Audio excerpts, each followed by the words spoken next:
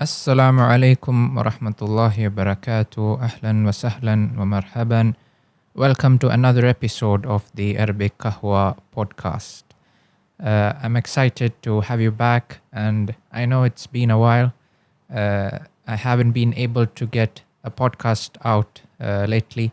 It's just that I've been working on a few projects, and I'm excited about them, and inshallah, I hope to share them with you soon. We recently published a children's book.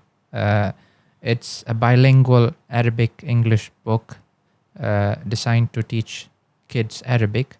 It's a new concept. These are short stories which are illustrated, and we have tried to use as many Quranic words as possible.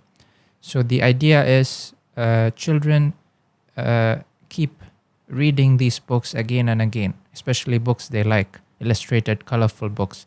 I noticed this when I saw my children, my daughters. They would, they have so many books, but the ones they really like, they keep reading them again and again until they memorize everything in the book. They know the book by heart. And I thought, this would be a great way to teach Arabic. So me and a couple of friends, we've been working on this book, and finally we have finished it, alhamdulillah. So we made these stories with as many Quranic words as possible while keeping the text very simple, aimed at children. And we have English guides or translations at the bottom of the paragraphs, so which will help parents explain the stories to the kids. So if you want to check that out, please visit our Facebook page or click on the link in the description if you're listening from the website, inshallah. Or it is available on Amazon, on Amazon.com in the US store. It is available in the UK store and most of the European stores, inshallah. And we are releasing the PDF very soon, bi'idhnillah. For today's episode, I want to talk about a person I have already talked about. But this sheikh, this person is such a big inspiration for me as an Arabic learner. And he should be an inspiration for you as well. His name is Al-Hasan An-Nadwi. What is so special about him is that he did not come from a native Arabic background. He was not an Arab. He did not learn Arabic from birth. He started learning Arabic at a later point in his life. But he went on to master the language so beautifully and so eloquently that his works are known all over the world as classics of Arabic literature. They are works of Arabic literature, accepted worldwide and appreciated for their content and their literary beauty. So I want to share with you the story of one of the first books that he wrote. And this is also his most famous book. So the title of this book, it's very interesting. It's called ماذا خسر العالم بانحطاط المسلمين. What did the world lose by the downfall of the Muslims? It's a very interesting concept and an idea. What did the world actually lose by the decline of the Islamic empire, of the Islamic power, by the decline of the leadership of the Muslims? Now, you don't really see the value of something unless you lose it. And this is what the book shows you. It shows what we have lost. And through that, it shows us the value that Islam brought to humanity as a whole, that it brought to this world as a whole. So this book is very, very interesting. And subhanallah, the acceptance of this book all over the world is really breathtaking. But what really surprised me when I started reading this book uh, is that in the introduction, the author talks about the backstory of this book, how he started writing his book and how this book got published. And subhanallah, he says that this was one of his first books in Arabic. He had written a couple of books in Arabic for children, and they were published locally. But this book was his first major work in Arabic, and he was very nervous to publish it. But subhanallah, listen to this. He was just 30 years old when he published this work.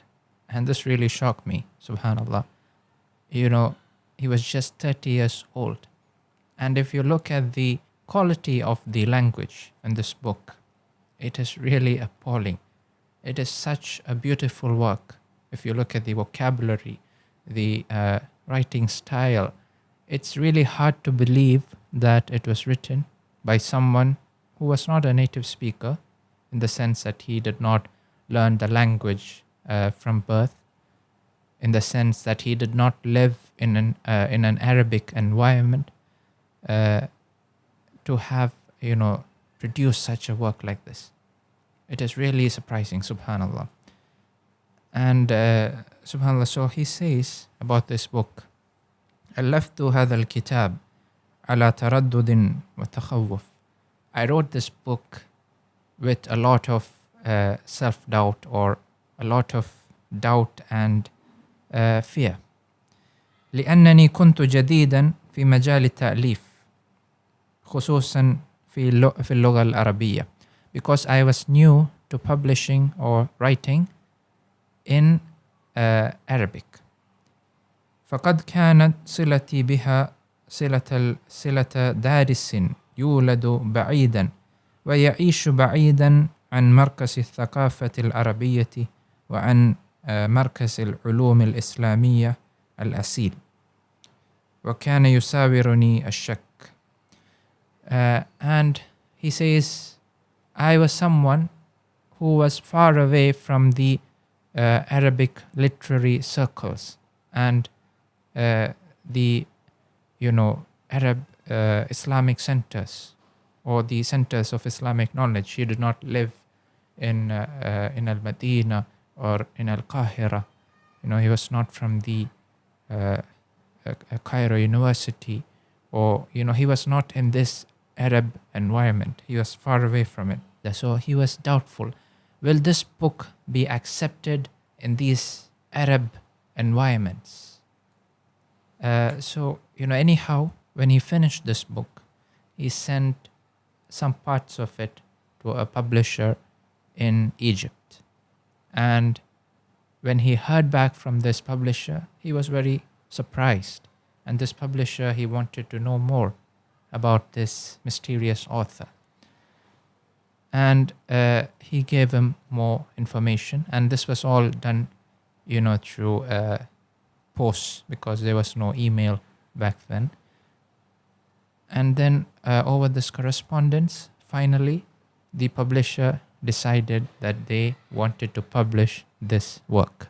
And Al-Hasan says, this was one of the happiest days of my life when I heard back from them and I heard that they wanted to publish this work.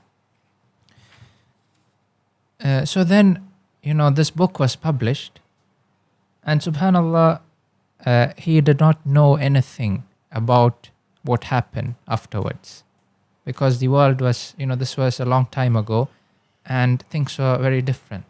We did not have such a connected world where we could, know what was going on everywhere. So, subhanallah, the book was published and he heard nothing about it. And then he happened to travel to some of the Arab countries a few months after the book was published. And he saw the ambassador of Syria carrying a copy of this book. Subhanallah. And the ambassador was praising the scholars of India and saying, their insight and their knowledge is so deep. And he was using this book as the proof for it. And he was unaware totally that the author of this book was right in front of him. Subhanallah. And then later, Sheikh Al-Hasan, he traveled to Egypt, and that is when he found out that this book has been accepted worldwide. He found it in libraries all over, all over the Arab world. The libraries started stocking this book, and it was, praised, and it was accepted and read across the Arab world. And this is a book I definitely encourage you to read, and it is widely translated, and you can find copies of this in English as well. And something very useful that I used to do and still do sometimes is to get copies of a book in both Arabic and in English. So if you have a good translation of the book, if you put it side by side and read the Arabic and refer to the English whenever you need, that will really help you out. Because, if you can't understand most of the book and you're looking up words, if it's too many words, this becomes very difficult after a while. So if you have the whole translation of the book, you can do it a lot faster.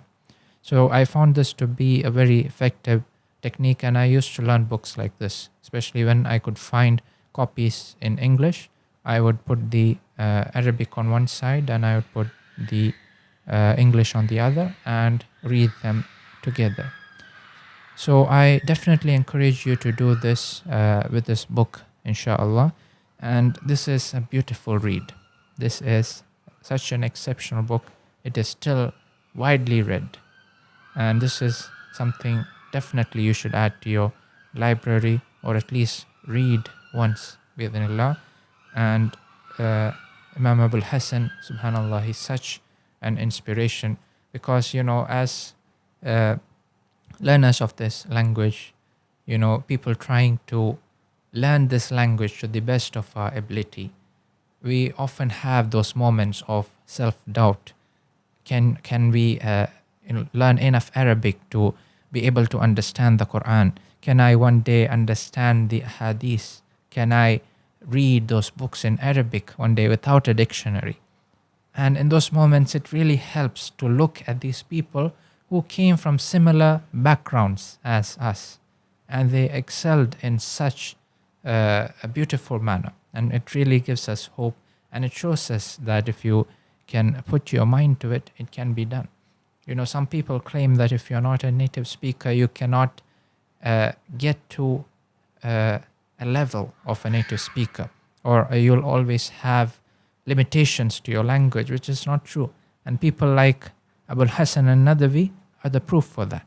Look at their language, subhanallah. You can show these books to any native speaker and ask them if you can tell, that this person is not a native speaker, or if this person has not learned Arabic from the beginning. So, subhanallah, definitely check this book out, and I hope you have enjoyed this episode, and I hope to see you in the near future. Again, jazakumullahu khairan. أقول قولي هذا أستغفر الله لي ولكم. السلام عليكم ورحمة الله وبركاته.